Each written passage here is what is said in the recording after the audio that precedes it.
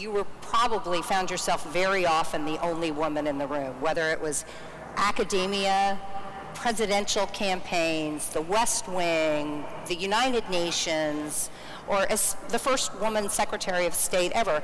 I mean, none of these are environments that historically have been particularly open or welcoming to women. Which of those did you find the most challenging, and do you have any advice for women here in terms of what it really takes to make yourself heard in settings where people aren't really used to listening to women? Well, let me say, I'm very old. I was born at some point between the invention of the iPod and the discovery of fire. So my experience is a little bit different from people. But I wanted to be a journalist.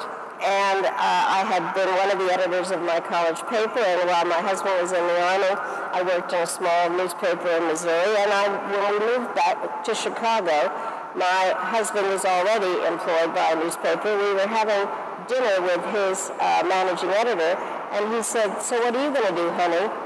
And I said, "I'm going to be a journalist." And he said, "I don't think so. Because you can't work on the same paper as your husband because of guild regulations, and you wouldn't want to compete with your husband, even though there were 3 other papers in Chicago." And instead of saying what I might say today, or what everybody here would say, I saluted and started down a different path. So that was fairly off-putting at age 22. Oh my gosh, you're a failed journalist? I'm a failed journalist.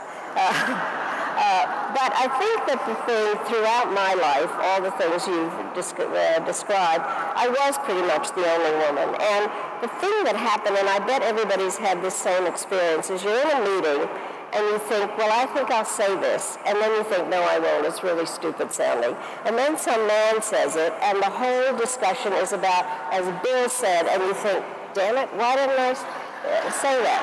I had made up my mind that I would always speak in meetings, and which I think requires something I made up, which is called active listening, if you're really going to interrupt. And you have to know what you're talking about, and you have to have a really strong voice to do it. So this was my lesson. Then I end up at the United Nations, and I'm at the Security Council, 15 members, 14 men sitting there like that, looking at me. And I thought, well, maybe I won't speak today. I have to figure out if people like me or, who these people are. And then I looked at a sign that said United States. And I thought, if I don't speak today, the voice of the United States will not be heard. And so I had kind of an out-of-body experience thinking, I have to do what I say that women should do, and that is interrupt. I really do believe that the most important thing we have to do is interrupt.